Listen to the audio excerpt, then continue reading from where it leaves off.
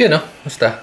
So, bago tayo pumunta sa unbox natin, well, nakalagay naman yung sa title, papakita ko lang sa inyo. Hindi yun doon yung papakita ko sa inyo. Well, kasi, ang nakalagay kasi ditong SD card is yung storya. Kaya ako bakit yung nakalagay dyan is 64 gig pero walang version something ito pala V30. So with that, balik natin, version 64 gig. So tapos itong ginagamit ko na nakalagay dito sa dito sa camera na yan sa Sony V810, nagfo-focus naman, di ba? Mabilis naman, is yung V30 rin na 256 na SanDisk. Ang issue ko lang naman is feeling ko hindi ko magamit yung full potential nitong camera. Well, madilim kasi Anyway, ang sinasabi ko kasi is ito. So, pag pumunta tayo sa menu, naka-camera pala tayo, wait. Menu, tapos pupunta tayo ngayon sa, yan. Ito na yung isang sinasabi ko. Pag pumunta tayo dito, frame settings, yan. Uy, ba't napapalitan? Pero hindi siya napapalitan nung una. Kasi, okay. Kaya, nasa video pala tayo, kaya pala napapalitan. Sorry. Ito sinasabi ko. Kaya, no? Yung V60 or higher yung kailangan. So, feeling ko is feeling ko hindi nagagamit yung full potential. Kaya, with that, off muna natin to. Bukod dun, syempre, ito na nga, bumili tayo ng SD card. Papakita ko sa inyo bakit nagtataka lang din ako ba't ang laki nito masyado. So tabi-tabilan natin ng saglit yung camera natin kasi baka madumihan.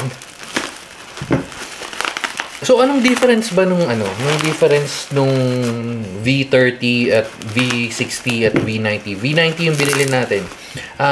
Una, yung sa file size kasi parang wala akong nakitang 256. Kung meron man siguro mas mahal. Wait lang, sa cellphone ko, teka. Okay, so yung balikan na natin, check na agad natin yung presyo. Usually kay Wholesale Master ako bumibili, pero mas mahal sa kanya ng mga 300. Kaya dito ako bumili.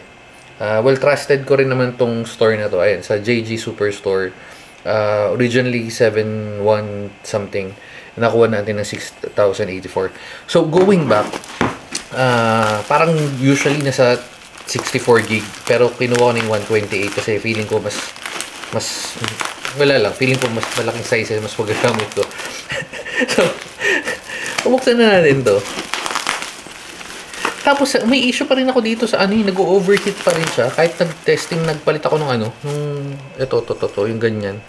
Ito yung para sa na yan, para sa A6700. So, ewan ko, baka umorder tayo ng fan, pero kasi Itong ZV-E10, wala naman ako naging issue sa overheating Well, meron nung una, pero after ko palitan iset sa standard or sa high, is okay na siya Well, syempre, mas mabilis yung 6700, pero iba dapat upgrade yun. So, anyway.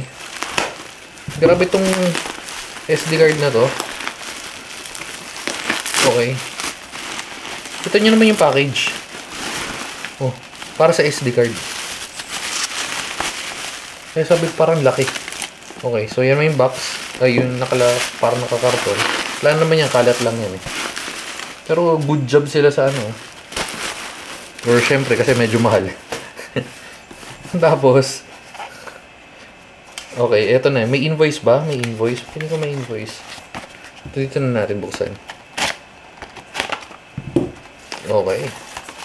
May invoice. May invoice nga. Ito maganda sa sa JG Superstore, meron talaga silang binibigyan na ganito. So, ito wala na yan. Karton lang naman yan. Ito nga sinasabi ko, Extreme Pro. Yung speed is 300 yung read rate, and then yung write is, tabi ko to baka mawala. Yung write is 260, and yung SanDisk na ginagamit ko, alam ko 200 to. Yung 256, 200, and then yung read parang nasa 140 or 130. So, parang times 2 Halos times 2, di ba? Okay. Yan. So, paano nyo malalaman ko original? Well, una, buksan natin. Pero kasi meron yung ano eh, to. Masisira ko yata. Kasi yung usual na ano, hindi ganito eh. So, ayun na nga, nasira na nga natin. Parang ngayon lang ako nakakuha ng gantong ano, SanDisk na case. Pero kadalasan is, yung saan nakakuha ko ay nabibili ko dun sa isang shop. Parang ganito lang siya, tapos meron, may sinisilip ako dun, nandun yung parang code, yung parang gano'n, yung rescue. Something. Yan. Anyway, kasi dito, nandito na kasi. So, hindi ko papakita. Kasi nandyan yung ano, yung code. So, free download, blah, blah, blah. Pero yan, ayan. May free download. So, may ganyan dapat yun, yung original. So, open natin. Kailangan ko palutin ng gunting.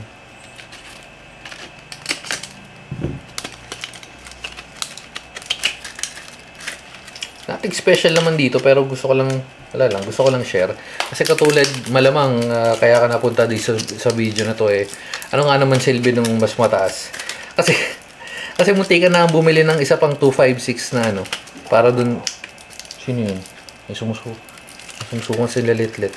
Parang nga dito na sa camera natin, pero ayaw magpabukas ito. Shit. Pero yun nga, hindi kasi gumagana ibang funk. Ba't kung hirap naman buksan? Wait lang.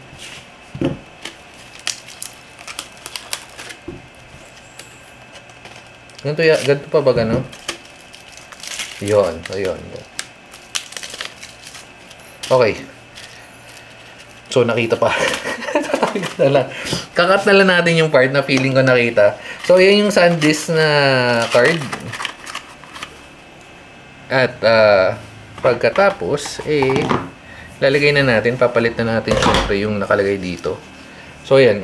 Sinasabi ko is yung V90. Ayan, medyo iba nga itsura niya compared dun sa, sa 256. Oops. Medyo para mas pino eh. Okay. Yan, V90. Ito. Kita naman, di ba? Okay, so salpak lang natin and check na natin kung gumagana. Nakita nyo naman na, di ba? Pinakita ko sa inyo, kailangan nung card.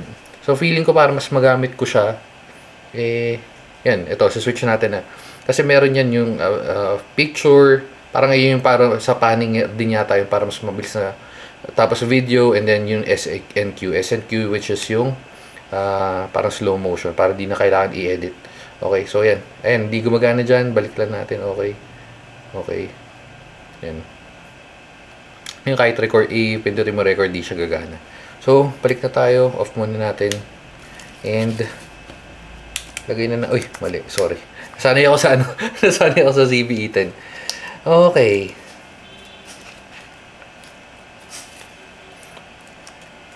So, tabi na muna natin yan. Ito na tayo. Oops. So, feeling ko makakatulong to sa overheat issue ko. Sana. Yun!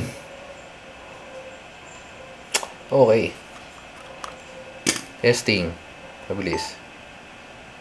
Testing. Yun nakalagay 120 yun,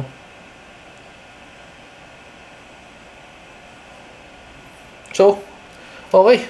All goods. So, gumagana naman siya. Pero yun nga, testing ko kung may difference ba sa kung ano man. Pero, update ko na kayo. Okay, so dito na natin tatapusin. Again, SanDisk Extreme Pro. Okay, so, bye-bye and babu.